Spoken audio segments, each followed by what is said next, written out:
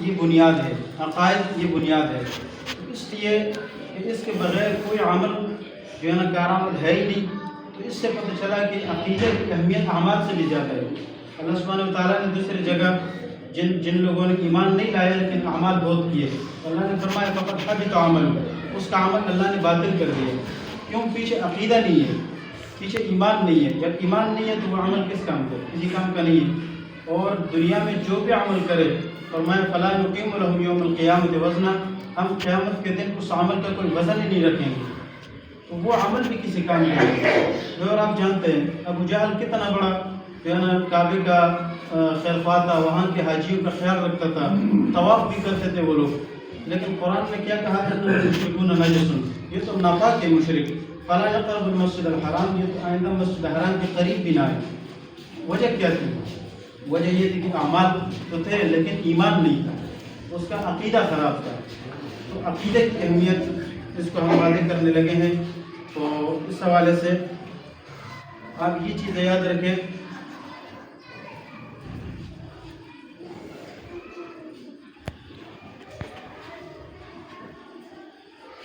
میں اس کی ایک مثال دیتا ہوں۔ مثال یہ ہے کہ ایک مثال کے طور پر آپ کہیں باہر جائے اور آپ کو ایک بندہ ملے جو پانی پلا رہے لوگوں، اور آپ ان سے پوچھتے ہیں کہ حضرت آپ یہ پانی کیوں پلاتے ہیں؟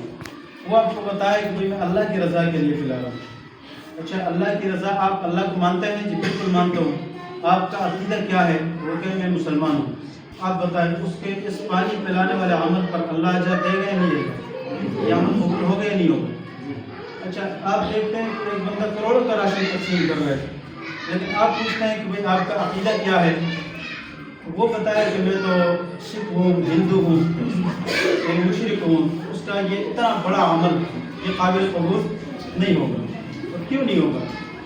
حالانکہ اتنا زیادہ جو ہے نا بھاری عمل کر رہا ہے۔ فرمایا اس لیے اس کا یہ عمل کسی کام کا نہیں ہے کہ اس کے پیچھے عقیدہ خراب ہے۔ اور جو مولانا جمشید صاحب رحمۃ اللہ علیہ وہ فرمایا کرتے تھے کہ عقیدہ اور عمل اس کی مثال ایسی ہے جس طرح کہ آپ 0/0/0 لگاتے جائیں تو نتیجہ کیا آئے گا؟ 0 آئے گا۔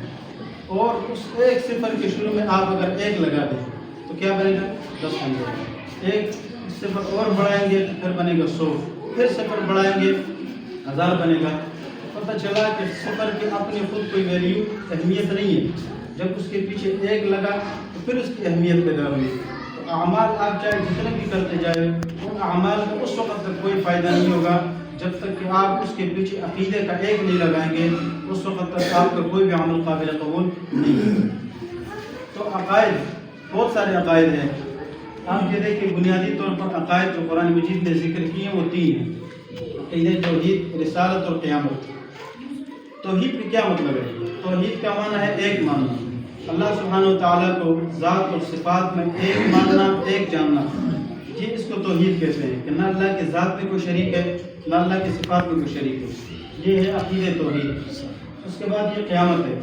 قیامت ایک گھڑی کا نام ہے، ایک ٹائم کا نام ہے، اور ایک مقررہ وقت کا نام ہے، اور وہ وقت کب ہے وہ اللہ جانتا ہے۔ تو روایات میں آتا ہے کہ یہ وقت یہ لمبا بھی ہوگا اور مختصر بھی ہوگا۔ اب لمبا کتنا ہوگا؟ 50,000 سال کے برابر ہوگا، قرآن میں ذکر ہے۔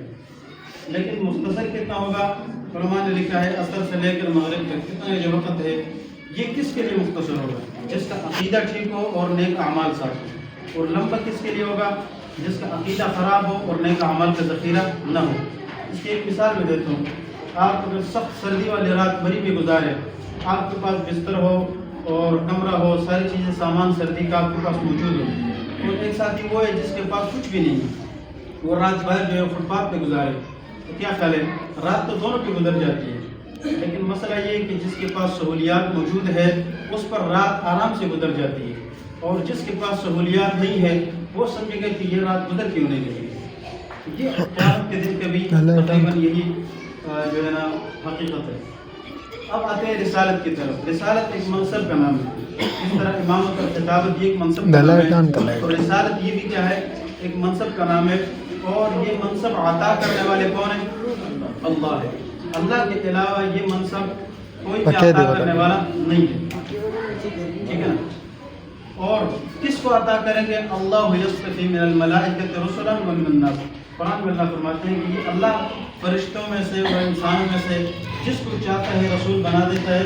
تو پتہ چلا کہ یہ اللہ کی طرف سے نبوت عطا ہوتی ہے. آدمی اگر خود اپنی طرف سے بے شک جتنے بھی اعمال کرے وہ اللہ کا ولی و بزرگ تو بن سکتا ہے لیکن ایک نبی نہیں بن سکتا. اور نبی کو چھوڑے ایک صحابی بھی نہیں بن سکتا. صحابی کو بھی چھوڑے تابعی یہ بھی نہیں بن سکتا. اس کی وجہ کیا ہے کہ نبوت یہ اللہ کی طرف سے عطا ہوتی ہے. وہ بھی چیز ہے, یہ کسبی چیز نہیں ہے. جب اللہ دیں گے تو پھر نبی بنے گا, اس کے علاوہ نبوت ممکن نہیں ہے. اب کی جو رسالت ہے ایک ہوتی ہے نبوت اور ایک ہوتی ہے رسالت. اللہ سبحانہ وتعالیٰ نے 1,24,000 کم بیش انبیاء کو دنیا میں بھیجا اور ان سب کو اللہ نے نبی بنا دیا. لیکن ایک اس کے علاوہ ایک منصب ہے جس کو رسالت کہتے ہیں, یعنی رسول بنانا. نبی اور رسول میں فرق ہے. اور تقریباً 313 رسول اللہ تعالیٰ نے ان نبیوں میں سے چنے.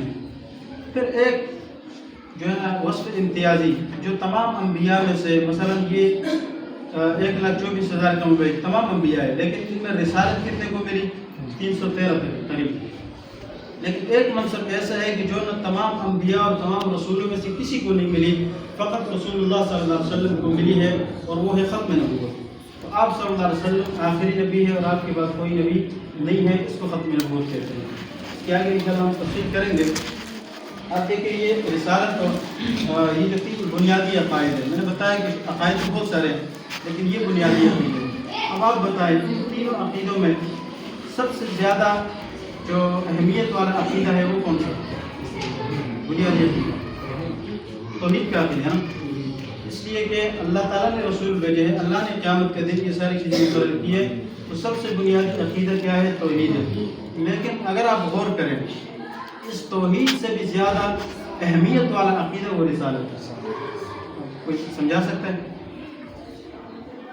میں آپ کو سمجھاتا ہوں. اس لیے کہ رسالت کا عقیدہ وہ عقیدہ ہے کہ اس رسالت کی وجہ سے ہم نے قیامت کا دن بھی پہچانا, اس رسالت کی وجہ سے ہم نے قرآن کو بھی مانا, اللہ کو بھی مانا, حتیٰ کہ اللہ ایک ہے یہ بھی ہمیں کس نے بتایا؟ رسول اللہ صلی اللہ علیہ وسلم نے. اگرچہ بنیادی عقیدہ یہی ہے لیکن اہمیت کے اعتبار سے ہمارے لیے وہ رسالت کا عقیدہ ہے. اس لیے کہ پورے دین کی بنیاد وہ عقیدہ رسالت پہ کھڑی ہے. اگر اس کو بیچ سے نکالیں گے تو نہ قیامت کا عقیدہ رہے گا, نہ تقدیر کا, نہ فرشتوں کا ایمان, نہ قرآن پر ایمان, کوئی بھی چیز باقی نہیں رہے گی. حتیٰ کہ توحید بھی محفوظ نہیں رہے گا اگر آپ اس عقیدے کو بیچ میں سے نکال دیں. اب مسئلہ یہ ہے کہ اگر یہ عقیدہ اتنا اہم ہے تو کیا خیال ہے ہمیں نبوت اور رسالت کی تعریف آنی چاہیے یا نہیں آنی چاہیے؟ تو کوئی بتا سکتے ہیں کہ ختم نبوت کی تعریف, ختم نبوت کسے کہتے ہیں؟ آپ بتا سکتے ہیں؟ جی صلی اللہ علیہ وسلم آخری رسول ہے اور آپ کے بعد کوئی پیغمبر اور رسول نہیں ہے. آپ صلی اللہ علیہ وسلم آخری نبی ہے, آپ کے بعد کوئی نبی نہیں آئے گا, یہ تعریف ہے نا. باقی سب بھی مانتے ہیں اس کو. اچھا, اس پر قادیانی اعتراض کرتے ہیں. آپ صلی اللہ علیہ وسلم آخری نبی ہے, آپ کے بعد کوئی نبی نہیں آئے گا. وہ اعتراض کرتے ہیں کہ کیا عیسیٰ علیہ السلام نے نہیں آنا؟ تو پھر ہمارے لوگ کہتے ہیں کہ عیسیٰ علیہ السلام تو آئیں گے, لیکن ہمارا جواب کیا ہوتا ہے؟ امتی بن کر آئیں گے. ٹھیک ہے, یہی جواب ہوتا ہے نا. پھر وہ اعتراض کر دیں, اچھا اگر وہ امتی بن کر آ رہے ہیں تو کیا اس کے پاس نبوت کا منصب ہوگا یا نہیں ہوگا؟ وہ نبی ہوں گے یا نہیں ہوں گے؟ اب پھر بعض لوگ کہتے ہیں کہ وہ نبی ہوں گے, بعض کہتے ہیں نہیں نبی نہیں ہوں گے, امتی ہی ہوں گے. تو یہاں پر جو ہے نا شکوک و شبہات میں پڑ جاتے ہیں. اچھا, جو کہتے ہیں کہ وہ نبی ہوں گے تو پھر ان پر یہ اعتراض کرتے ہیں کہ یہ کیسے ہو سکتا ہے کہ ایک بندہ نبی بھی ہے اور امتی بھی ہے؟ اگر نبی ہے تو پھر امتی نہیں ہے نا. ایک نبی کا درجہ کتنا بڑا ہوتا ہے اور ایک امتی کا درجہ تو بہت کم ہوتا ہے. کروڑوں دنیا کے سارے امتی کے صحابہ بھی مل جائے, ایک نبی کے برابر نہیں پہنچ سکتے. تو نبی کا درجہ بہت اعلیٰ ہے, لیکن امتی کا درجہ بہت کم ہے. اور آپ کہہ رہے ہیں کہ وہ نبی بھی ہے اور امتی بھی ہے, دونوں کیسے برابر ہو سکتے ہیں؟ اور اگر آپ کہتے ہیں کہ وہ نبی نہیں ہے تو پھر وہ اعتراض کرتے ہیں یہ کیسے ہو سکتا ہے کہ اللہ نے ایک بار نبی کو نبوت دے دی اور دوبارہ چھین لی. یہ تو ایک عام بندے کے ساتھ آپ اس طرح مذاق نہیں کر سکتے ہیں. آپ اس کو کوئی عہدہ دے دیتے ہیں, کوئی گفٹ دے دیتے ہیں اور آپ دوبارہ اس سے لے لیتے ہیں. یہ تو ایک توہین ہے. اور آپ کہہ رہے ہیں کہ وہ پہلے نبی ہے اور پھر اللہ نے اس سے نبوت لے لی. یہ اعتراضات اکثر قادیانی لوگ کرتے ہیں. اس پر میں آپ کو ایک مختصر کارگزاری سناتا ہوں. یہ منڈی بہادین میں ایک سید خاندان کا ایک لڑکا تھا نوجوان، وہ قادیانی بنا، اور قادیانی بننے کے بعد جب جماعت نے ان پر محنت کی 5 سال کے بعد وہ مسلمان ہو گیا۔ ان سے پوچھا کہ آپ کیوں جو ہے نا قادیانی بنے، حالانکہ آپ تو سید خاندان سے، آپ کا تعلق تو رسول اللہ صلی اللہ علیہ وسلم کے خاندان سے، پھر کیا وجہ ہے کہ اس پیغمبر علیہ السلام سے آپ نے اپنا جو تعلق ہے وہ ختم کر دیا اور ایک کانا دجال اس کے ساتھ آپ نے اپنا تعلق قائم کر دیا، وجہ کیا ہے؟ اس نے یہ چیزیں پیش کی ہے کہ میرا ایک دوست تھا اور وہ کافی عرصے سے میرے اس کے ساتھ دوستی تھی، اور کافی عرصے تک وہ ہر غم خوشی میں میرے ساتھ شریک ہوتا تھا۔ ان کے واردات بھی یہ ہے نا، فوراً آپ کے عقیدے پر حملہ نہیں کریں گے، پہلے آپ کے ساتھ دوستی لگائیں گے، یاری لگائیں گے، اس کے بعد پھر جب اس کو اندازہ ہو جائے کہ اب یہ بندہ مجھ پر مکمل اعتماد کرتا ہے، تب جا کے آپ پر سوالات شروع کریں گے اور آپ کا عقیدہ خراب کریں گے۔ کہتے اسی طرح ہوا، سوالات اس نے ایک دن مجھ سے سوالات کیے، ٹھیک سوالات، ختم نبوت کا کیا مطلب ہے؟ کہتے میں نے بتایا کہ ختم نبوت کا مطلب یہ ہے کہ آپ صلی اللہ علیہ وسلم آخری نبی، آپ کے بعد کوئی نبی نہیں آنا ہے۔ اس نے پھر یہ اعتراض کیا کہ عیسیٰ علیہ السلام نے آنا ہے، میں نے کہا وہ امتی بن کر آئیں گے۔ اس نے پھر یہی سوال کیا کہ اگر وہ امتی بن کر آئیں گے تو وہ اس کے پاس نبوت کا منصب ہوگا یا نہیں ہوگا؟ کہتے ہیں میں پریشان ہو گیا، اگر میں کہوں کہ ان کے پاس نبوت کا منصب نہیں ہے تو یہ ایک نبی کا انکار ہے ہی نہیں، اور اگر میں کہتا ہوں کہ اس کے پاس نبوت کا منصب ہے تو پھر جو ہے نا وہ نبی کیسے ہے، امتی کیسے ہے؟ اچھا یہ سوالات اس نے کیے۔ کہتے ہیں میں نے اس کو بتایا کہ بھائی وہ نبی جو ہے وہ نہیں ہوں گے۔ اس نے کہا اللہ نے نبوت دوبارہ لے لی، یہ کیسے ہو سکتا ہے؟ میں نے کہا غلطی ہو گئی، ان کے پاس نبوت ہو گئی۔ پھر اس نے وہی اعتراض کیا کہ ایک بندہ نبی بھی اور امتی یہ کیسے ہو سکتا ہے؟ کہتے ہیں اس طرح کرتے کرتے میرے ذہن میں یہ سوالات اور اشکالات آتے گئے، حتیٰ کہ میں نے آخر میں نبی علیہ السلام سے ہمیشہ کے لیے اپنا تعلق ختم کر دیا ان سوالات کی وجہ سے۔ اب ان سوالات کی ان کے جوابات انشاءاللہ ہم ذکر کریں گے، پھر آپ یہ تعریف دیکھیں۔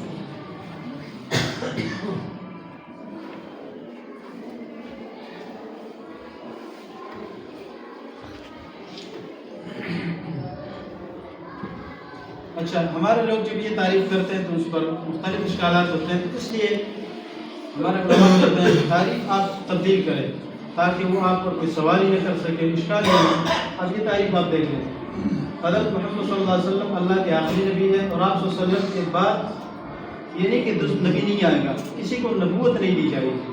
اب یہ سوال، یہ تعریف ایسی ہے کہ اس کے بعد سوالات ختم ہو جاتے ہیں۔ پھر دوسری تعریف، آپ صلی اللہ علیہ وسلم کے بعد کوئی نبی پیدا نہیں ہوگا۔ اب سوال ہوتا ہے کہ عیسیٰ علیہ السلام آئیں گے، عقیدے وہ سوال ہی ختم ہو گیا، کیونکہ ہم نے کہا پیدا نہیں ہوگا اور عیسیٰ علیہ السلام پہلے پیدا ہو چکے ہیں۔ اس عقیدے کے مطابق بھی اللہ دوبارہ کسی کو نبوت نہیں دے گا، کسی کو نبوت نہیں دی جائے گی۔ اور تعریفیں بھی ہے کہ اللہ نبوت کے یعنی انبیاء کی جو تعداد ہے اس میں اضافہ نہیں کرے گا۔ عیسیٰ علیہ السلام پہلے آ چکے ہیں، لہٰذا اس میں اضافے کی گنجائش نہیں ہے۔ اور تعریفیں ہیں، لیکن اس طرح کی تعریفات سے کم از کم وہ جو سوالات ہوتے ہیں وہ ختم ہو جاتے ہیں۔ یہ تعریف کم از کم آپ ذہن میں رکھیں، وہ تعریف بھی ٹھیک ہے، اس کے بھی ہمارے علماء جواب دیتے ہیں۔ مثلا عیسیٰ علیہ السلام آئیں گے، امتی بن کر آئیں گے، لیکن سوال یہ تھا کہ امتی بھی ہے اور نبی بھی ہے، یہ دونوں ہو سکتے ہیں؟ بالکل ہو سکتے ہیں۔ اس کی میں ایک مثال دیتا ہوں، ایک بندہ باپ بھی ہو اور بیٹا بھی ہو، دونوں ہو سکتے ہیں؟ نہیں ہو سکتے۔ اپنے والد کی طرف نسبت کریں تو وہ بیٹا ہے، اور اس کے بیٹوں کی طرف نسبت کریں گے تو وہ کیا بنیں گے؟ باپ بنیں گے۔ ایک ہی مطلب میں ایک بندہ باپ بھی ہے اور بیٹا بھی ہے، دونوں ہو سکتے ہیں؟ نہیں ہو سکتے۔ اب آپ بتائیں، ایک بندے کی مثال کے طور پر آپ نے کہا یہ باپ ہے اور آپ نے کہا کہ یہ بیٹا بھی ہے، تو کیا اس کی حیثیت میں کوئی فرق آیا؟ کوئی فرق نہیں آیا۔ وجہ کیا ہے کہ حیثیت تبدیل ہے، باقی دونوں ہو سکتے ہیں۔ اب باہر ملک کا اگر کوئی وزیر اعظم پاکستان آ جائے تو یہاں پر بھی وہ وزیر اعظم ہی رہیں گے نا، البتہ ادھر اس کی حیثیت مہمان والی ہوگی، وہاں کی طرف نسبت کریں گے تو کیا ہوگا؟ وہ جو ہے نا وزیر اعظم ہوگا۔ اسی طرح عیسیٰ علیہ السلام کو قیامت آئیں گے، ان کی حیثیتیں دو ہوں گی، ایک حیثیت سے وہ امتی ہوں گے اور دوسری حیثیت سے وہ کیا ہوں گے؟ نبی ہوں گے۔ نبی کیوں؟ بنی اسرائیل کی طرف نسبت کریں گے، اور امتی اس وجہ سے کہ بھئی اس پیغمبر علیہ السلام کی طرف نسبت کرنے کی وجہ سے وہ امتی کہلاتے ہیں۔ ٹھیک ہے؟ اچھا پھر دوسرا جواب کیا تھا؟ عیسیٰ علیہ السلام ان کو اللہ نبوت، وہ نبی ہوں گے یا نہیں ہوں گے؟ اس کا جواب بھی ہو گیا کہ اللہ تعالیٰ نے ان کو نبوت جیسے پہلے دی ہے بعد میں بھی نبی ہوں گے اور قیامت تک نبی ہوں گے اور جنت میں بھی انشاءاللہ وہ نبی ہوں گے. ٹھیک ہے. یہ عقیدہ ختم نبوت اس کا یہ اللہ سبحانہ و تعالیٰ نے قرآن کریم میں تقریباً 100 آیات میں اس کا تذکرہ کیا.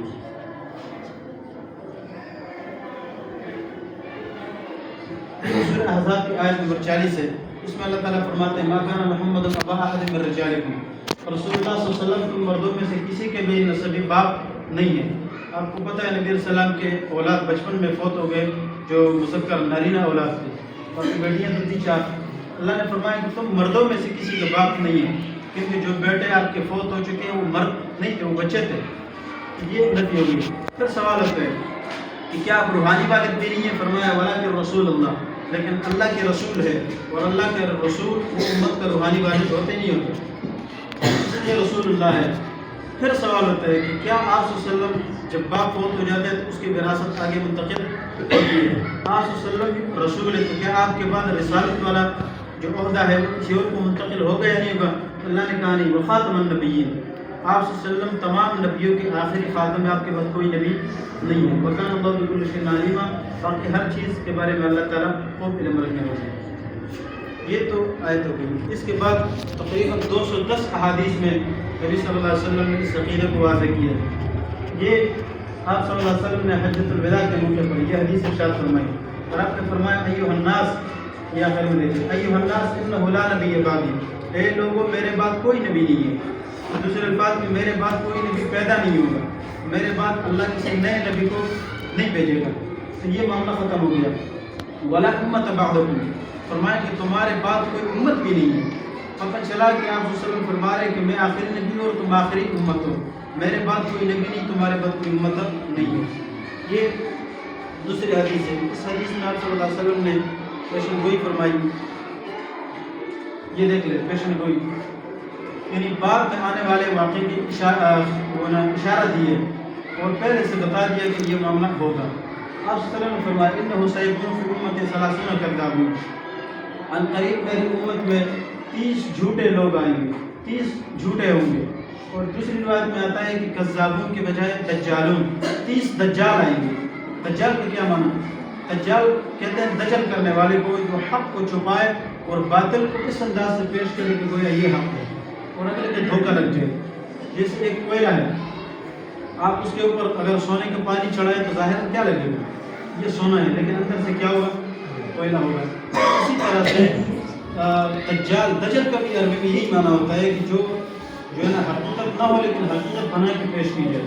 آپ صلی اللہ علیہ وسلم نے فرمایا کہ 30 جھوٹے دجال آئیں گے، 30 جھوٹے لوگ آئیں گے. اچھا ان کو کیا کام ہوگا؟ فرمایا کلہم یزعم انہ نبی، ہر ایک کا یہ دعویٰ ہوگا کہ میں نبی ہوں، نبوت کا دعویٰ کرے گا. لیکن آپ نے فرمایا انا خاتم النبیین لا نبی بعدی، میں آخری نبی ہوں، میرے بعد کوئی نبی نہیں ہے، میرے بعد اللہ کسی کو نبوت نہیں دیں گے. اب ایک خاتم النبیین کا لفظ قرآن میں بھی آیا تھا، تو آپ صلی اللہ علیہ وسلم کے بارے میں نا کہ آپ خاتم النبیین ہیں، اس حدیث میں بھی آ گیا کہ آپ خاتم النبیین ہیں.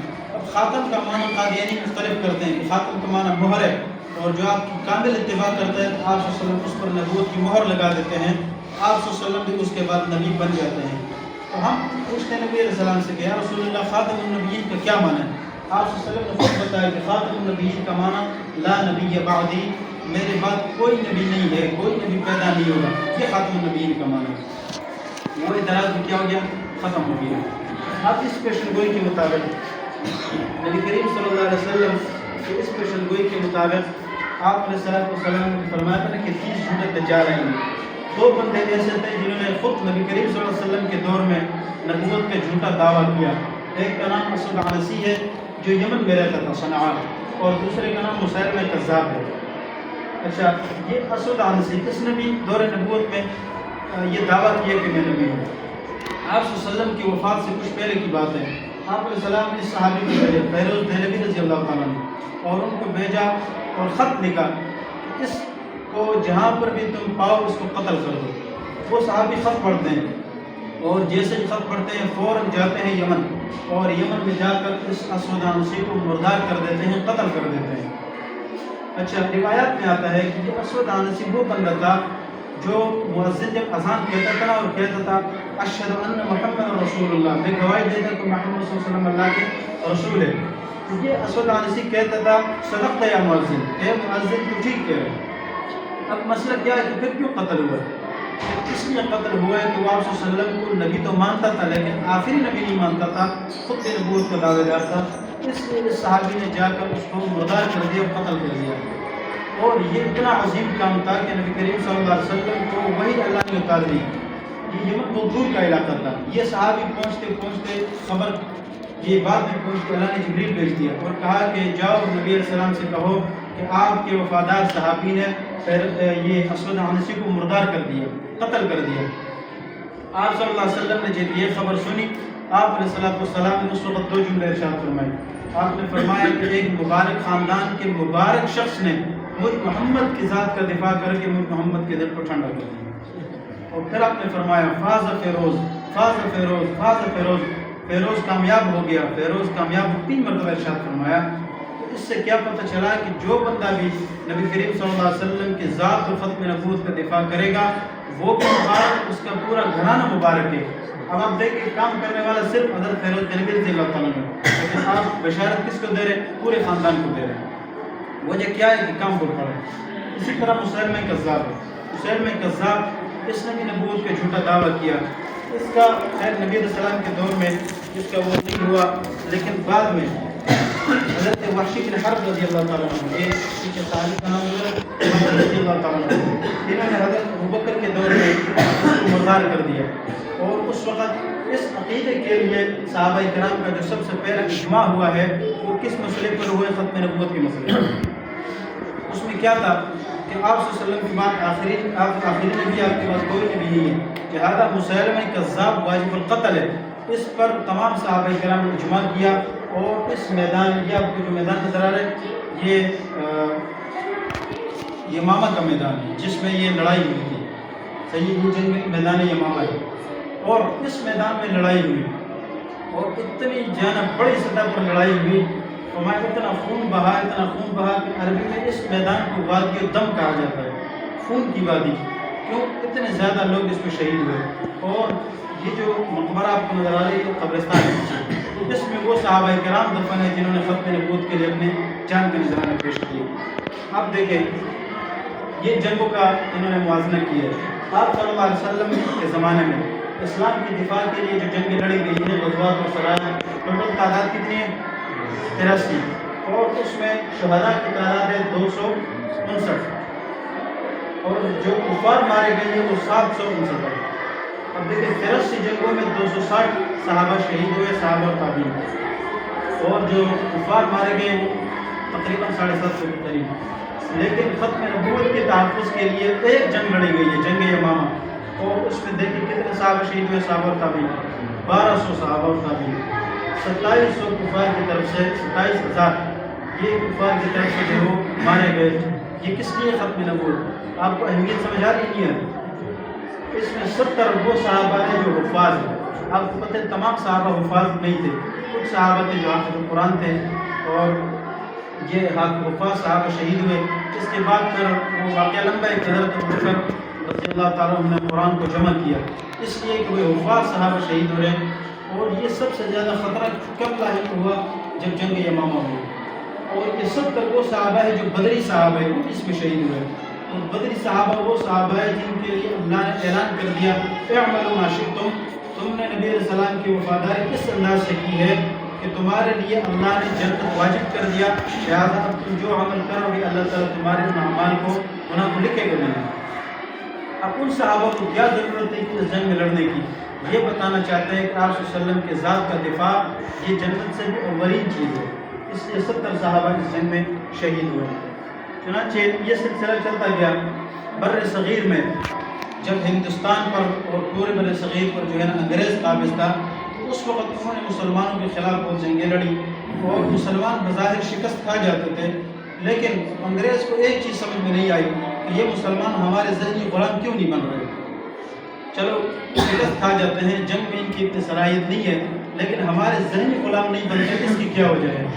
اس کے لیے اس نے ایک بندے کو بھیجا، آپ جاؤ اور ریسرچ کرو پورے جو ہے نا بر صغیر میں کہ یہ مسلمانوں کے اندر کیا چیز ایسی موجود ہے جس کی وجہ سے یہ لوگ ہمارے ذہنی غلام نہیں بنے۔ اس وقت پہلا ایک بندہ آیا، اس کا نام تھا ہنٹر۔ وہ آیا اور اس نے ریسرچ کیا۔ اس کا کام یہ تھا کہ وہ مذاہب پہ ریسرچ کرتا تھا، ہندو، سکھ، جو ہے نا مسلمان، ان مذاہب کے بارے میں پوری واقفیت رکھتا تھا۔ اس نے جب سروے کیا اور سرچ کیا تو معلوم ہوا کہ ان کے اندر بنیادی طور پر دو چیزیں۔ نمبر ایک، جہاد کا جذبہ۔ مسلمانوں میں جہاد کا جذبہ ایسا ہے کہ آپ جتنا بھی زور لگائیے ذہنی غلام نہیں بنیں گے۔ اچھا، جہاد کا جذبہ کیوں ہے؟ اس کی بھی بنیادی وجہ ہے رسول اللہ صلی اللہ علیہ وسلم سے محبت۔ یہ دو چیزیں ایسی تھیں کہ اس کی وجہ سے سوال ہی پیدا نہیں ہو رہا تھا کہ مسلمان یہ انگریز کے ذہنی غلام بن جائے۔ پہلے وہ آیا، پھر انہوں نے دوبارہ تحقیق کے لیے برطانوی ریسرچر کو بھیجا کہ آپ جائے اور تحقیق کریں کہ کیا یہ ہنٹر نے جو رپورٹ پیش کی ہے یہ حقیقت ہے یا نہیں ہے۔ جب اس نے بھی تحقیق کی تو اس نے بھی یہ رپورٹ پیش کی اور یہ رپورٹ آپ کے سامنے ہے۔ تو اس کے بعد انگریز نے وہ کیا، فتنہ قادیانیت کا پس منظر شروع ہوا۔ کیا ہوا کہ انگریز نے کہا کہ اس کے لیے کیا کیا جائے کہ مسلمانوں کے ذہن سے یہ دو چیزیں نکالی جائے اور ان کو ذہنی غلام بنایا جائے۔ تو انہوں نے کہا کہ اس کے لیے ایسا کام کرنا ہے کہ ایک بندہ ڈھونڈنا ہے جس میں یہ خوبیاں ہو کہ وہ انگریز کا وفادار ہو اور پکا جھوٹا انسان ہو، دنیا جہان کا جھوٹا اور دجال انسان ہو، اور اس کا پورا خاندان انگریز کا وفادار ہو۔ ایسا بندہ ہو جو ہمارے لیے یہ کام کرے کہ جہاد کا جذبہ بھی نکالے اور رسول اللہ صلی اللہ علیہ وسلم کے مقابلے میں نبوت کا دعویٰ بھی کرے۔ اب اس کے لیے یہ کون بندہ منتخب ہو؟ کوئی تیار نہیں تھا۔ ایک کہتے ہیں سیالکوٹ کی کچہری میں ایک منشی تھا، اس کا نام تھا مرزا غلام احمد قادیانی۔ مرزا یہ ان کا قوم ہے اور غلام احمد اس کا نام ہے۔ قادیانی یہ علاقے کا نام ہے اور گرداسپور۔ تو وہاں پر ان کو ایک شخص ملا جس میں یہ دونوں پارٹیاں موجود تھیں کہ ایک تو اس کا پورا خاندان سمیت یہ انگریز کا وفادار بھی تھا، اور دوسرا کیا تھا کہ وہ جھوٹا انسان اور اتنا دنیا جہان کا جھوٹا اور دجال انسان تھا۔ اس کو تیار کیا اور کہا کہ ہم آپ کے مالی جانی ہر لحاظ سے سپورٹ کریں گے، آپ کا کام یہ ہوگا کہ آپ نے نبوت کا دعویٰ کرنا ہے اور لوگوں کے دل سے جذبہ جہاد کو ختم کرنا ہے۔ اس نے کہا یہ کام میں کروں گا تو لوگ مجھے قتل کریں گے۔ انہوں نے کہا کہ یہ سارا کام ہم پر چھوڑے کر دیا، ہم بتائیں گے، بس آپ اس کے لیے تیار ہوئے۔ اس نے کہا ٹھیک ہے۔ وہ سیالکوٹ سے اٹھا، اپنے علاقے گرداسپور قادیان آئے اور وہاں پر جا کر سب سے پہلے اپنے ساتھ لوگوں کو جمع کرنا شروع کیا اور یہ عنوان دینا شروع کیا کہ میں مناظر اسلام ہوں، میں محافظ اسلام ہوں۔ لوگوں کو اپنے قریب کرتا گیا اور لوگ اس کے ساتھ جڑتے گئے۔ پھر ایک وقت آیا کہ اس نے 1880 میں دعویٰ کیا کہ میں ملہم من اللہ ہوں، مجھے اللہ کی طرف سے الہام ہوتا ہے، اللہ مجھ سے باتیں کرتا ہے۔ تو اس کے بعد پھر یہ چلتا گیا اور 1882 میں پھر اس نے دعویٰ کیا کہ میں مجدد ہوں، جو دین کی تجدید کرتا ہے، نئے سرے سے جو غلطیاں ہوتی ہیں، جو چیزیں ہوتی ہیں وہ مٹا دیتا ہے اور صفایا کر دیتا ہے۔ پھر کہا میں معمول ہوں اسی سال۔ پھر آگے کہا مسیح ہوں، یعنی میں عیسیٰ علیہ السلام کی طرح ہوں۔ مسیح یہ عیسیٰ علیہ السلام کو کہا جاتا ہے کہ میں عیسیٰ علیہ السلام کی طرح ہوں۔ اور پھر 1891 میں پھر اس نے خود دعویٰ کیا کہ میں مسیح ابن مریم ہوں، یعنی میں خود عیسیٰ علیہ السلام ہوں، یہ دعویٰ کیا۔ پھر چلتے گئے، پھر اس نے 1894 میں مسیح اور مہدی یہ دعویٰ کیا کہ میں عیسیٰ علیہ السلام کے ساتھ ساتھ مہدی بھی ہوں۔ یہ دعوے کیوں کیے؟ عیسیٰ علیہ السلام ہونے کا اور مہدی ہونے کا دعویٰ اس لیے کیا کہ آپ صلی اللہ علیہ وسلم نے حدیث میں ارشاد فرمایا کہ جہاد قیامت تک رہے گا۔ کب تک رہے گا؟ فرمایا جب تک امام مہدی نہیں آتے اور جب تک عیسیٰ علیہ السلام نہیں آتے۔ اس نے کہا کہ وہ عیسیٰ علیہ السلام بھی میں خود ہوں، مہدی بھی میں خود ہوں، لہٰذا جہاد کا سلسلہ آج کے بعد ختم ہے۔ آگے حوالے ہم انشاءاللہ پیش کریں گے اس نے حرمت جہاد پر کیا فتویٰ دیا۔ پھر آگے اس نے دعویٰ کیا امام زمان، میں اس زمانے کا امام ہوں۔ 1901 میں اس نے مستقل دعویٰ کیا کہ میں نبی ہوں، اور الفاظ اس نے تھوڑے سے تبدیل کر دیے کہ میں ذلی بروزی نبی ہوں، یہ ایک نئے الفاظ اس نے گڑھ دیے۔ باقی دعویٰ اس نے نبوت کا کیا کہ میں کیا ہوں، نبی ہوں۔ اور 1908 میں یہ بندہ مردار ہو گیا۔ پھر اس کے خلاف کیا ہوا؟ مسلمانوں نے تحریکات چلائی اور یہ تحریکات کا ایک لمبا سلسلہ ہے۔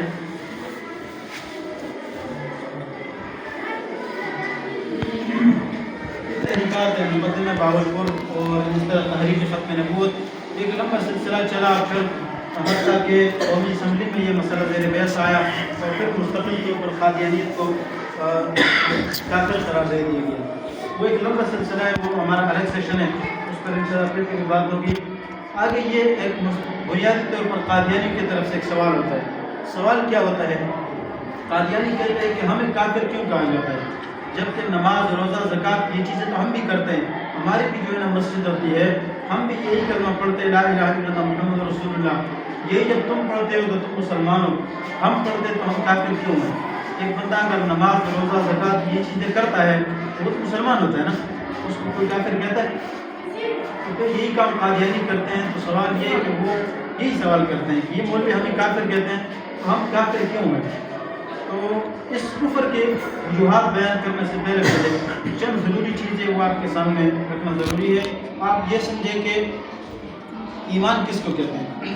ایمان کہتے ہیں آپ صلی اللہ علیہ وسلم, نبی کریم صلی اللہ علیہ وسلم جو احکامات لائے ہیں ان سب چیزوں کا یا پھر ان میں سے کسی ایک جز کا انکار کرنا, یعنی ان سب کو ماننا, یہ ایمان ہے. اور کفر کس کا نام ہے؟ ان میں سے ایک چیز کا انکار کر دینا کہ کیا ہے کفر ہے. میں مثال دیتا ہوں نا, آپ صلی اللہ علیہ وسلم کے سمیت 1,24,000 انبیاء, تمام انبیاء پر ہمارا ایمان ہے یا نہیں؟ اگر کوئی بندہ کہے کہ میں تمام انبیاء کو مانتا ہوں, میں عیسیٰ علیہ السلام کو نہیں مانتا ہوں, تو وہ مسلمان رہے گا؟ نہیں رہے گا, کیوں؟ ایک جز کا انکار ہے. اسی طرح ایک بندہ کہتا ہے کہ میں پورے قرآن کو مانتا ہوں لیکن سورہ کوثر کو میں نہیں مانتا ہوں, سورہ اخلاص کو نہیں مانتا ہوں, تو وہ مسلمان نہیں رہے گا. پتہ چلا کہ کافر ہونے کے لیے کفر کا ایک وجہ بھی کافی ہے. جو حکم جو احکامات رسول اللہ صلی اللہ علیہ وسلم لائے ہیں ان سب کو ماننا ضروری ہے, یہ ایمان ہے. اور ان میں سے ایک کا انکار کرنا یہ کفر ہے. ایک بات. دوسری بات یہ ہے کہ اسلام میں ایمان اور کفر کا تعلق یہ اعمال سے نہیں ہے. یہ شروع میں ہم نے عقیدے کی بحث پڑھی ہے, اس سے آپ کو سمجھ آ گیا ہوگا کہ ایمان اور کفر کا تعلق وہ کس چیز سے؟ وہ اعمال سے نہیں ہے, وہ عقیدے سے, ایمانیات سے ہے. ٹھیک ہے, اگر کوئی اپنا عمل پیش کرتے ہیں جیسے قادیانی اعمال پیش کرتے ہیں, ہم بڑے دیانتدار لوگ ہیں, امانتدار لوگ ہیں, ہمارے پروڈکٹ اچھے ہیں, ہم کسی کے ساتھ دھوکہ نہیں کرتے, یہ اعمال پیش کر کے کہتے ہیں کہ ہم مسلمان ہیں. بھائی ہمارا ان کے ساتھ جو تعلق ہے اسلام اور کفر کا تعلق, وہ تو اعمال سے ہے ہی نہیں, وہ تو کس کے ساتھ ہے؟ عقیدہ اور ایمانیات کے ساتھ ہے. اگر کسی میں یہ کمی ہے تو وہ بندہ کافر ہے. یہ ہمارے ساتھی گئے تھے قادیانی سے بات کرنے کے لیے, انہوں نے یہی سوال کیا آپ ہمیں کافر کیوں کہتے ہیں جبکہ ہمارے اعمال تو آپ سے بھی زیادہ اچھے ہیں, پورے مارکیٹ میں آپ پتہ کریں ہمارے جیسا ایماندار آپ کو نہیں ملے گا. اور ہمارے جو ساتھی تھے انہوں نے بڑا زبردست جواب دیا. انہوں نے کہا کہ ایک بندہ اگر اس کے سر پہ چوٹ لگی ہے اور وہ پٹی پاؤں پہ باندھے تو آپ کیا کہو گے؟ ہمیں بیوقوف کہیں گے اور کیا کہیں گے؟ اس نے کہا آپ کی مثال میں بیوقوفوں کی ہے, ہمارا اور آپ کا اختلاف عمل میں نہیں ہے اور تم عمل پیش کرتے ہو, عقیدے لاؤ, عقیدے پر بات ہوگی. اس لیے اب ان کی کفریہ وجوہات یہ کیا ہے یا دیکھیں 12 وجوہات ہے. سب سے پہلا یہ کہ توحید باری تعالیٰ کا انکار, اللہ کی وحدانیت کا انکار اور اللہ کی توحید. یہاں کہ انشاءاللہ ہم اپنی کتابوں سے آپ کے سامنے حوالے ہیں. نبوت اور رسالت کا دعویٰ, اسی طرح محمد رسول اللہ ہونے کا دعویٰ, آپ علیہ السلام کی توحید اور آپ کی فضیلت کا دعویٰ, انبیاء کرام کی توحید, حضرت عیسیٰ علیہ السلام کی ولادت بن باپ کا انکار. یعنی مطلب یہ کہ آپ عیسیٰ علیہ السلام بغیر باپ کے پیدا ہے نا, وہ نہیں مانتے. اسی طرح آپ کے رفع و نزول کا انکار کہ وہ آسمان پر ہیں یا آئیں گے, یہ چیز نہیں مانتے. حضرت مریم علیہ السلام پر بدکاری کی تہمت, اور اسی طرح صحابہ کرام کی توہین, قرآن و حدیث کی توہین, جہاد کی حرمت کا اعلان, حرمین شریفین کی توہین, تمام مسلمانوں پر کفر کا فتویٰ. یہ 12 وجوہات مختصر لکھیں. ان عقائد کی بنیاد پر قادیانی چاہے کافر ہے. اب آپ ان کے حوالے دیکھیں. اللہ سبحانہ تعالیٰ کے بارے میں ہمارا عقیدہ یہ ہے کہ اللہ تعالیٰ کتنے؟ ایک ہے. اللہ کی توحید, تو یہ اللہ ایک ہے, اللہ کے ساتھ کوئی شریک نہیں ہے, نہ ان کے اللہ کی کوئی اولاد ہے, نہ اللہ خود کسی کی اولاد ہے, بیوی بچے کچھ بھی نہیں ہے. لیکن یہ قادیانی کی کتاب ہے تذکرہ, صفحہ نمبر 152. اس میں یہ عربی میں عبارت ہے اور یہ اس کا ترجمہ ہے. رأیتنی فی المنام عین اللہ, کہتا ہے میں نے اپنے کشف خواب میں دیکھا کہ میں اللہ ہوں, وَتَيَقَّنْتُ أَنَّنِي هُوَ, اور یقین بھی کیا کہ وہی ہے. اب یہ کفری بات ہے یا نہیں؟ اس عقیدے کی بنیاد پر قادیانی کافر بنتے یا نہیں بنتے؟ اب آپ بتائیں قادیانی عمل کی وجہ سے کافر ہے یا عقیدے کی وجہ سے؟ وہ کہتے ہیں کہ اس کا دعویٰ ہے میں نے خواب میں دیکھا کہ میں اللہ ہوں. قادیانی کہتے ہیں یہ تو خواب کی بات ہے. ہم کہتے ہیں کہ وہی خواب, نبی کا خواب وہی ہوتا ہی نہیں ہوتا. نبی کا خواب وہی ہے, تو آپ تو یہ مانو کہ یار نبی نہیں ہے اور یہ خواب سچا مانو, اور آگے پھر دعوت بھی کر رہے ہیں کہ مجھے یقین ہے کہ میں وہی اللہ ہوں. اس کے بعد ایک دوسرا یہ بھی تذکرہ، یہ ان کی اصل کتابوں کے حوالے، اور تذکرہ صفحہ نمبر 154. یہ اس میں پوری چیزیں ہیں، لیکن یہاں پر دیکھیں مختصر. کہتے ہیں میں نے ارادہ کیا کہ خلیفہ بناؤں تو میں نے آدم کو پیدا کیا، اور یقیناً ہم نے انسان کو احسن تقویم یعنی خوبصورت بنایا. اب دیکھیں یہ کام جو اللہ سبحانہ و تعالیٰ کے آدم علیہ السلام کو کس نے پیدا کیا؟ اللہ نے. لیکن یہ کیا لکھتا ہے کہ میں نے ارادہ کیا خلیفہ بنانے کا تو میں نے آدم علیہ السلام کو پیدا کیا، اور انسان کو خوبصورت بھی ہم نے بنایا. یہ کفریہ بات ہے. اس کے بعد اس نے نبوت کا دعویٰ کیا. نبوت کا دعویٰ یہ بھی یقیناً کفر ہے. یہ بھی کتاب روحانی فضائل جلد نمبر 18 صفحہ نمبر 231. اس میں لکھتا ہے کہ سچا خدا وہی ہے جس نے قادیان میں اپنا رسول بھیجا. قادیان میں اللہ نے کسی کو رسول بھیجا نہیں بھیجا. اس کا مطلب یہ ہے کہ جب نبی ہے ہی تو ان کے نزدیک اللہ بھی جھوٹا اور نبوت کا بھی دعویٰ، دو چیزیں. اس لیے قادیانی کیا ہے؟ کافر. اچھا، اس سے بڑھ کر محمد رسول اللہ ہونے کا دعویٰ کہ میں خود محمد رسول اللہ ہوں، یہ آپ علیہ السلام کی نعوذ باللہ 2 مرتبہ گستاخی ہے. یہ قرآن کی آیت ہے، سورہ فتح کی آیت، محمد رسول اللہ والذین معه اشداء علی الکفار رحماء بینہم. اب دیکھیں یہ محمد رسول اللہ، اس سے مراد کون ہے؟ نبی علیہ السلام ہے نا. یہ کہہ رہے ہیں اس وحی الہی میں میرا نام محمد رکھا گیا اور رسول بھی، یعنی یہ میرا نام محمد ہے، اس سے مراد میں ہوں. یہ کتاب روحانی فضائل جلد نمبر 18 صفحہ نمبر 207. یہ آپ صلی اللہ علیہ وسلم کی توہین ہے یا نہیں؟ آپ علیہ السلام پر فضیلت کا دعویٰ، یعنی مطلب یہ ہے کہ میں آپ صلی اللہ علیہ وسلم کیا میں آپ سے بھی بڑھ کر نبی ہوں. یہ حوالہ دیکھیں، یہ بھی روحانی فضائل جلد نمبر 17 صفحہ نمبر 445. اس پہ اس نے یہ دعویٰ کیا کہ تم خوب توجہ کر کے سنو کہ اب اس میں محمد کی تجلی ظاہر کرنے کا وقت نہیں، یعنی اب جلالی رنگ کی کوئی خدمت باقی نہیں، کیونکہ مناسب حد تک وہ جلال ظاہر ہو چکا. یہ اپنی بات کر رہے ہیں. سورج کی کرنوں کی اب برداشت نہیں، اب چاند کی ٹھنڈی روشنی کی ضرورت ہے، اور وہ احمد کے رنگ میں ہو کر میں ہوں. آپ صلی اللہ علیہ وسلم سے زیادہ فضیلت کا دعویٰ ہے. انبیاء کرام کی توہین، تمام انبیاء کے بارے میں یہ کیا لکھتا ہے؟ دیکھیں کہتا ہے مجھے تمام انبیاء کا مظہر ٹھہرایا، یعنی تمام انبیاء کا خلاصہ میں ہوں، اور تمام انبیاء کے نام میری طرف منسوب کیے. میں آدم بھی ہوں، شیش بھی ہوں، نوح بھی ہوں، ابراہیم بھی ہوں، اسحاق بھی ہوں، اسماعیل بھی ہوں، یعقوب بھی ہوں، اور یوسف بھی ہوں، موسیٰ بھی ہوں، داؤد بھی ہوں، عیسیٰ بھی ہوں. اور آگے کہہ رہے ہوں حضرت صلی اللہ علیہ وسلم کے نام کا میں مظہر اتم ہوں، یعنی ذلی طور پر محمد اور احمد ہوں. آپ صلی اللہ علیہ وسلم کامل نبی نہیں ہے، مظہر اتم میں ہوں، کامل نبوت مجھ پہ ختم ہوئی ہے. صحابہ کرام کی توہین، صحابہ اور اہل بیت کی توہین. یہ دیکھیں کہتے ہیں جو میری جماعت میں داخل ہوا در حقیقت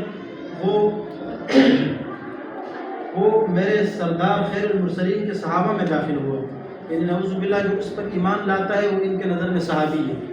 ٹھیک ہے. اور یہ آگے دیکھیں، یہ انہوں نے کتاب لکھی 313 اصحاب صدق و وفا، اور اس میں انہوں نے 313 ان بندوں کے نام لکھے ہیں جنہوں نے سب سے پہلے قادیانی کو نبی مانا، مرزا کو نبی مانا. اور یہاں تک لکھا ہے کہ ان 313 کا مرتبہ و مقام وہ ہے جو بدری صحابہ کا ہے. یہ صحابہ کی توہین ہے نہیں. اس کے بعد دیکھیں یہ اہل بیت کے بارے میں بتا رہے ہیں. اہل بیت یہ اسلام پر ایک مصیبت ہے، اور کستوری کی خوشبو کے پاس بھو کا ڈیر ہے، گندگی کا ڈیر ہے. اور ادھر لکھا ہے میری سیر ہر وقت کربلا میں ہے اور 100 حسین میرے جیب میں ہے. قرآن پاک کی توہین، قرآن کی توہین دیکھیں. یہ انہوں نے کتاب لکھی جس میں مرزا قادیانی نے اپنے کشف اور الہامات اور خواب جو اس کو آتے تھے شیطانی خواب، اس پہ انہوں نے کتابی شکل دی، اور اس کا نام رکھا تذکرہ. اور علماء موجود ہے تذکرہ قرآن کا نام ہے، ان ہذہ تذکرہ، تو یہ اس کو تذکرہ سمجھ رہے ہیں، اور اس کو یہ وحی مقدس کہہ رہے ہیں. وحی مقدس کیا ہے؟ قرآن ہے یا نہیں، لیکن یہ اس کتاب کو وحی مقدس کہہ رہے ہیں. اور اس کتاب میں لکھا ہے صفحہ نمبر 548 میں کہ قرآن شریف خدا کی کتاب اور میرے منہ کی باتیں ہیں، یعنی میں جو بکواس کرتا ہوں یہ کیا ہے؟ قرآن. یہ احادیث کی توہین دیکھیں، احادیث مبارکہ کی توہین. کہتے ہیں یہاں دیکھیں جو قرآن شریف کے مطابق اور وحی کے معارض نہیں، یعنی جو حدیث ہے، اور دوسری حدیثوں کو ہم ردی کی طرف پھینک دیتے ہیں جو ہمارے مطابق نہ ہو. حدیث کو ہم ردی کے ٹوکری میں پھینکتے ہیں. جہاد کی حرمت کا اعلان. اب دیکھیں انگریز کا مقصد کیا تھا کہ جہاد کی حرمت کا اعلان کرے. اس کے ہر دعوے میں تضاد ہے، کبھی ایک کہتے ہیں کبھی دوسرا، لیکن جہاد کا جو حرمت کا دعویٰ اس نے شروع سے کیا تھا آخر تک وہ یہی ہے کہ آج سے دین کے لیے لڑنا حرام کیا گیا ہے. یعنی جہاد کیا ہے؟ حرام ہے. اس کے بعد جو دین کے لیے تلوار اٹھاتا ہے اور غازی نام رکھا کر کافروں کو قتل کرتا ہے وہ خدا اور اس کے رسول کا نافرمان ہے. یہ جہاد کی حرمت کا اعلان اور توہین ہے. حرمین شریفین کی توہین. حرمین شریفین یعنی کہ بیت اللہ اور مسجد نبوی ہمارے لیے یہ دو جگہ قابل احترام ہے، لیکن یہ لکھتا ہے کہ لوگ معمولی اور نفلی طور پر حج کرنے کو بھی جاتے ہیں، مگر اس جگہ یعنی قادیان میں نفلی حج سے ثواب زیادہ ہے. وہاں جانے میں اتنی فضیلت نہیں ہے، جو قادیان میں آئے گا اس کی فضیلت زیادہ ہے. اور غافل رہنے میں نقصان اور خطر ہے، کیونکہ سلسلہ آسمانی اور حکم ربانی ہے. اس کے بعد کلمہ طیبہ کی حقیقت. قادیانی کیا کہتا ہے کہ ہم تو کلمہ پڑھتے ہیں، ہم کافر کیوں ہیں؟ اس کا جواب دینے سے پہلے آپ یہ دیکھیں، یہ آپ کو مسجد نظر آ رہا ہے اور یہ انہوں نے کلمہ بھی اوپر لکھا ہے. نیچے المسجد المہدی، امام مہدی کے نام سے انہوں نے المسجد، یہ اپنے آپ کو مہدی بھی کہتے ہیں نا، المسجد المہدی. اور یہ آپ کو مسجد نظر آ رہا ہے، ظاہراً مسلمان ہے، لیکن یہ قادیانیوں کا عبادت خانہ ہے. یہ مسلمان نہیں ہے، یہ ظاہری جیسے حقیقت سے الگ چیز ہے. کلمے کی حقیقت کیا ہے؟ قادیانی کا ایک بیٹا ہے مرزا بشیر الدین. اس سے کسی نے پوچھا کہ آپ کے والد نے نبوت کا دعویٰ کیا ہے، تو ہر نبی جب آتا ہے تو اس نے ظاہر ایک کلمہ پیش کیا، اور کلمے کا آخری جز جو ہے نا دوسرا یہ بدلتا رہتا ہے. مثلا لا الہ الا اللہ آدم صفی اللہ، نوح نجی اللہ، لا الہ الا اللہ موسیٰ کلیم اللہ، محمد رسول اللہ صلی اللہ علیہ وسلم نے کلمہ پڑھایا لا الہ الا اللہ محمد رسول اللہ. آپ کے باپ نے بھی تو نبوت کا دعویٰ کیا، اس میں لا الہ الا اللہ کے ساتھ محمد رسول اللہ یہ جز کیوں نہیں بدلا؟ وجہ کیا ہے؟ حالانکہ وہی کلمہ ہے. اس نے کیا جواب دیا؟ دیکھو یہ تیسرے جو آخر سے تیسرے لائن ہے، بس مسیح موعود، یہ مرزا کو کہتے ہیں، کہتے ہیں بس مسیح موعود خود محمد رسول اللہ ہے. استغفر اللہ. یہ کیا ہے؟ آپ صلی اللہ علیہ وسلم کو اپنی طرف منسوب کرے کہ میں خود رسول اللہ ہوں، جو اشاعت اسلام کے لیے دوبارہ دنیا میں تشریف لائے. یعنی کہنے کا مقصد یہ ہے کہ اللہ نے نبی علیہ السلام کو 2 مرتبہ اس دنیا میں بھیجا. ایک مرتبہ مکے میں بھیجا اور دوسری مرتبہ اسی مکے والے رسول کو اللہ نے قادیان میں بھیج دیا. یہ کیا ہے؟ نبی علیہ السلام کی کھلا توہین ہے. کہتے ہیں وہ اسلام کے لیے دوبارہ دنیا میں تشریف لائے، اس لیے ہم کو کسی نئے کلمے کی ضرورت نہیں. ہاں اگر محمد کی جگہ کوئی اور آیا تو ضرورت پیش آتی، لیکن کوئی اور نہیں ہے، لہٰذا وہی رسول ہے، اس کے کلمے کا دوسرا جز نہیں ہوتا. تمام مسلمانوں کو قادیانی کیا سمجھتے ہیں؟ یہ کہہ رہے کہ خدا تعالیٰ نے مجھ پر ظاہر کیا ہے کہ ہر ایک شخص جس کو میری دعوت پہنچی ہے اس نے مجھے قبول نہیں کیا، وہ مسلمان نہیں ہے. یعنی جس نے قادیانی کو نبی نہیں مانا کہتے وہ مسلمان نہیں ہے. اس کی نظر میں ہم سب کیا ہے؟ کافر ہے، اور خدا کے نزدیک میں قابل مواخذہ ہے. اب سوال ہوتا ہے کہ قادیانی اور عام کافر میں کیا فرق ہے؟ اکثر آپ نے دیکھا ہوگا کہ جب بھی کوئی تحریک چلتی ہے قادیانی کے خلاف چلتی ہے. جب بھی کوئی بات، کوئی جلسہ ہوتا ہے، کوئی سیشن وغیرہ ہوتا ہے تو قادیانی کے خلاف. کیا صرف قادیانی دنیا میں نہیں رہتے، عیسائی بھی رہتے ہیں، یہودی بھی رہتے ہیں، سکھ بھی رہتے ہیں. تو قادیانی سے بائیکاٹ کہا جاتا ہے. یہ کیوں؟ اس کی وجہ یہ ہے کافر 3 طرح کے ہیں. ایک کافر ہے جس کو کہا جاتا ہے مطلق کافر، یعنی عام کافر. عام کافر کس کو کہتے ہیں؟ مثلا یہودی ہے، عیسائی ہے، وہ اپنے آپ کو عیسائی کہتے ہیں، اپنے آپ کو یہودی کہتے ہیں اور ہمیں مسلمان کہتے ہیں. ایسا ہے یا نہیں؟ اس کا کیا حکم ہے؟ علماء نے لکھا اس کا حکم یہ ہے کہ ان کے ساتھ لین دین تعلقات یہ سب جائز ہے، البتہ دلی محبت رکھنا ان سے جائز نہیں ہے. اور جب یہ مسلمانوں کے خلاف لڑیں گے تو پھر ان سے بائیکاٹ کرنا ضروری ہے. آپ نے دیکھا ہوگا فلسطین، اسرائیل کے جو یہودی ہے ان سے بائیکاٹ ابھی مسلمانوں نے کیا اور آئندہ بھی انشاءاللہ کریں گے. تو یہ کیوں ضروری تھا؟ اس لیے کہ وہ فلسطین کے مسلمانوں کے قاتل ہے یا نہیں. اس نے فرمایا کہ یہ مطلق کافر کا معاملہ ہے. اس کے بعد ہے مرتد. مرتد اس کو کہتے ہیں کہ جو مسلمان ہو لیکن اسلام کو کسی وجہ سے چھوڑ دے اور دوسرا کفر کا کوئی کفریہ مذہب اختیار کرے. اس کا حکم یہ ہے کہ 3 دن کی مہلت اس کو دی جائے گی. 3 دن تک اگر وہ مسلمان ہوتا ہے تو ٹھیک ہے، نہیں تو حاکم وقت جو وقت کا حکمران ہے وہ اس کو قتل کر دے گا. یہاں سے تیسرا بندہ زندیق. زندیق وہ کافر ہے جو اسلام کا دعویٰ کرے لیکن خود کافر ہو، یعنی خود پکا کافر ہے لیکن اسلام کا دعویٰ کر رہے، ہمیں مسلمان نہیں کہہ رہے، ہمیں کافر کہہ رہے، خود کو مسلمان کہہ رہے. اور اپنی تمام کفریہ چیزیں وہ اسلام بنا کے پیش کرتا ہو اس کو کہتے ہیں زندیق۔ آپ بتائیں قادیانی میں سے کون سا کافر ہے؟ زندیق کافر ہے۔ زندیق کا حکم یہ کہ حاکم وقت اس کو ایک لمحے کی بھی مہلت نہیں دے گا، فوراً اس کو یا تو قتل کرے گا یا ملک سے نکالے گا۔ تو قادیانی اس لیے بائیکاٹ ضروری ہے، تو اس کے لیے یہ قرآن کی آیت بھی ہے تو بائیکاٹ اذا سمعتم آیات اللہ یکفر بها ویستہزأ بها فلا تقعدوا معهم، جو ہے نا آیتوں کا انکار کیا جا رہا ہے اور مذاق اڑایا جا رہا ہے ان کے ساتھ نشست و برخاست یہ ختم کی جائے گی۔ یہ حدیث بھی ہے آپ کے سامنے۔ یہ تمام علماء کرام جتنے بھی ہیں ان سب کا یہ متفقہ فیصلہ ہے کہ قادیانی بالاتفاق کافر دائرہ اسلام سے خارج ہے اور ان سے بائیکاٹ کرنا ضروری ہے۔ یہ تمام علماء دیوبند کے فتاوی بھی ہے۔ اس کے علاوہ یہ سارے علماء دیوبند تبلیغی جماعت کے علماء بریلوی ان کے بھی یہی جو ہے نا فتویٰ ہے۔ علماء اہل حدیث یہ ان کی مصنوعات ہے۔ قادیانیت سے بائیکاٹ اور ان کی مصنوعات سے بائیکاٹ کیوں ضروری ہے؟ اس لیے ضروری ہے کہ ان کی چیزیں یہ کر پیسہ جو ان کے جمع کرتا ہے انہی چیزوں سے وہ دوبارہ ختم نبوت کے خلاف لگاتا ہے، نبی کریم صلی اللہ علیہ وسلم کے ذات کے خلاف استعمال کرتا ہے۔ یہ شیزان ان کے بنیادی جو پروڈکٹ ہے شیزان، اس میں یہ ساری چیزیں آتی ہیں۔ اس کا جو ہونر ہے شاہ نواز نام کا، یہ اس کو جو ہے نا بعد ملک میں نا ایوارڈ ملا کیوں اس نے قرآن کا ترجمہ کیا تھا، اور جہاں جہاں نبی کریم صلی اللہ علیہ وسلم کا نام آیا اس جگہ اس نے مرزا کا نام لکھا، اس کو ایوارڈ ملا۔ اور ایوارڈ ملنے کے بعد اس نے کہا کہ یہ ایوارڈ مجھے نہ دو، پاکستان کے ان مسلمانوں کو دو جنہوں نے یہ پروڈکٹ شیزان وغیرہ استعمال کیے ہیں، انہی کے پیسوں سے میں نے ختم نبوت کے خلاف یہ کام کیے۔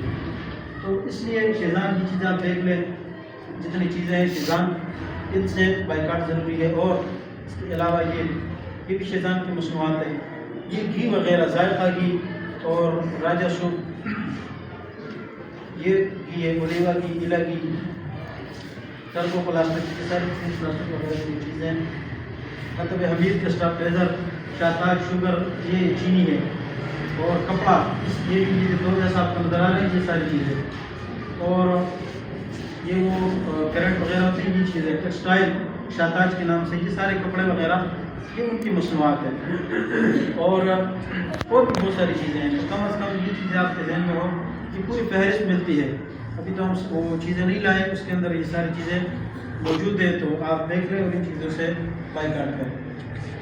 اب آخری بات، یہ سیشن آپ نے شروع سے لے کر آخر تک سنا، اللہ تعالیٰ آپ سب کا بیٹھنا قبول فرمائے، جزاکم اللہ۔ آپ سب کو اس سے فائدہ ہو یا نہیں ہو؟ اب ہمارے ایمان کا حصہ ہے کہ ہم اس قادیانیت سے خود بھی بائیکاٹ کریں، اور جو ہمارے دوست احباب ہیں، رشتہ دار ہیں، ان سب کو بھی اس فتنہ سے آگاہ کریں کہ فتنہ قادیانیت کس طرح کام کرتی ہے اور یہ کافر کیوں ہے۔ اس کے علاوہ اگر آپ کو یہ فائدہ خود پہنچا ہے تو ہمارا حق بنتا یہ نہیں بنتا کہ ہم دوسروں سے بھی یہ فائدہ پہنچائیں۔ اس لیے یہ جو چیزیں ہیں، اگر یہ آپ کسی اور جگہ یہ سیشن رکھوانا چاہیں تو انشاءاللہ ہماری کوئی ڈیمانڈ نہیں ہے، یہ چیزیں ہم تاکہ اوروں کو بھی پڑھائیں گے تاکہ ہمارا بھی فائدہ ہو اور جو دوسرے لوگ ہیں ان کو بھی اس سے کیا ہو فائدہ ہو۔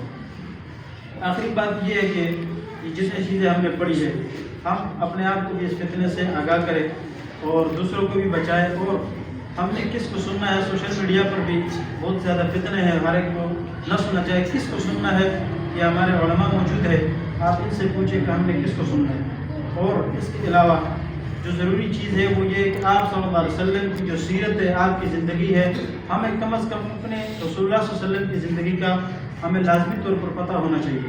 قادیانی کے بچے کو یہ دلائل بھی یاد ہوتے ہیں، یہ ساری چیزیں ان کو معلوم ہوتی ہے، لیکن ہمارے نوجوان ہو جاتے ہیں، بوڑھے ہو جاتے ہیں، ان کو نبی علیہ السلام کی زندگی کا بھی خاصا علم نہیں ہوتا ہے۔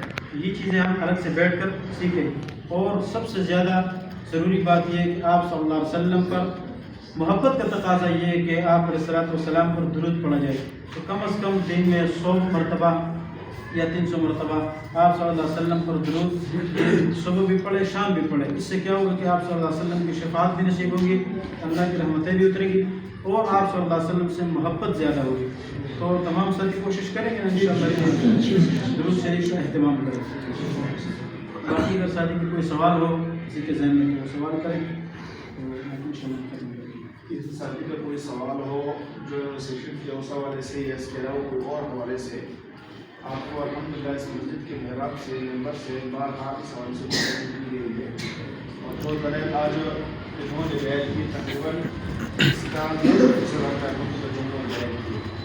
اگر کچھ کو سمجھ آتی ہے ہمارا مستقبل کا بالکل آخر بات ہے صرف نماز پڑھنے تو چند چیز ایسی بھی جو ہمارے یہاں سننے کی نماز کرتے تھے تو اس کا وہ بیان نہیں کیے مگر بات یہ ہے کہ اگر کوئی سوال ہے کوئی اور ہے یا اور پوچھنا چاہتے ہیں سیشن کے حوالے سے کچھ تشنگی رہ گئی ہے تو وہ پوچھ سکتے ہیں۔ دوسری بات یہ کہ کوئی بندہ یہ سمجھے کہ ہماری اکیڈمی ہے ہمارا اسکول ہے یا ہمارا کوئی اور کے بیٹھنے کی جگہ ہے وہاں نوجوان ساتھی خاص کر جو دنیادار طبقہ ہے ان کے سامنے اس چیز کی ضرورت ہے تاکہ ان کو یہ علم آ جائے تو اس کے لیے آپ موقع جگہ بتائیں انشاءاللہ وہاں سے ضرور آئیں گے۔ کوئی ڈیمانڈ نہیں ہے کوئی خرچہ بچہ نہیں ہے وہ کیا خرچ کر کے آپ کے پاس آئیں گے انشاءاللہ۔ کیوں انہوں نے بتائی نہیں بات کہ بھائی ان سے قادیانیوں سے بائیکاٹ کیوں ضروری ہے۔ آپ کو پتہ ہے وہ تو باقاعدہ مقبرہ ہے مقبرہ جنت یہ قادیان میں وہاں سے وہ بندہ دفن ہو سکتا ہے جو مرنے کے بعد اپنی ساری جائیداد اس مشن کے روز اپنے خلاف جو مشن اور اس ان کا دعویٰ یہ ہے کہ جو یہاں مدفون ہے کہ ہمیشہ کے لیے بخش دیے گئے۔ پھر ہر قادیانی جس نے قادیانت کا کلمہ پڑھا ہے اور صاحب بیٹھے ہوئے ان کا فیل ہے یہ اس کے لیے اپنے ماہانہ آمدنی کا مخصوص حصہ جماعت کو دینا ضروری ہے۔ جو نہیں دیتا اس کو جماعت سے نکال دیتے ہیں اور ہمارے مسلمان صاحب مان کے وہ تک جاتے ہیں کون ان کے جب سے پیسے نہیں نکلتا غیر مسلم اتنے سختی کے ساتھ لگے ہوئے باقاعدہ جو چند مہینوں تک ان کی کتابوں میں باقاعدہ لکھی ہوئے ہیں چند مہینوں تک اگر وہ آبادن نہ دے تو ان کو جماعت سے نکال دیا جاتا ہے اور جب جماعت سے نکال دیا گویا کہ آپ کے خلاف فتویٰ لگ گیا بھائی اگر ہم مسلمان نہیں ہے اس کو کوئی چھوڑ دے گا نا اس طرح ان کے خلاف ہے بھائی ہمارا آدمی نہیں ہے ہمارا نہیں ہے تو ہمارے اس کو مارتے ہیں لوگ۔ اس لیے اگر کسی کی 10,000 تنخواہ ہے نا تو 1,000 روپے کم از کم وہاں جاتا ہے۔ اب ہمارے پیسوں سے بھی ادھر جاتے ہیں ان کے پیسوں سے بھی ادھر جاتے ہیں اور وہی چیزیں ہمارے خلاف پھر استعمال ہوتی ہیں ڈائیورٹ کر کے چیزیں بنا کر ہم پر بیچتے اور ہمارے پیسوں سے ہمارے خلاف ہتھیار استعمال کرتے ہیں۔ اس لیے سے بائیکاٹ کرنا چاہیے۔ تاکہ کچھ پوچھ رہے ہیں پروفٹ سے ڈالنا چاہیے جی پیٹرول اچھا پیٹرول پمپ کے والے سے کوئی مشہور ہے اس طرح کہ بھائی کچھ پمپ ایسے ہیں یہ ہاروے پہ پمپ ہے لیکن اس کا نام سمجھ آتی ہے آپ ان کے بارے میں مشہور ہے یہ قادیانی پمپ ہے باقی کا جو کوئی کرنی چاہیے یہ شیر پمپ ہو گیا اس کے بارے میں شیر پمپ کے بارے میں علماء کہتے ہیں کہ یہ ان کا ہے کیونکہ یہ اسرائیل کے ساتھ ان کا زیادہ تعلق ہے اسرائیل بھی وہ ان کو سپورٹ کرتے ہیں۔ اصل میں پیٹرول کے وجہ سے مسئلہ یہ ہے دو چیزیں ایک ہے قادیانی مصنوعات ایک ہے اسرائیلی اور یہودی مصنوعات۔ ابھی مولانا صاحب نے بتایا کہ دو چیزیں ہیں ایک ہے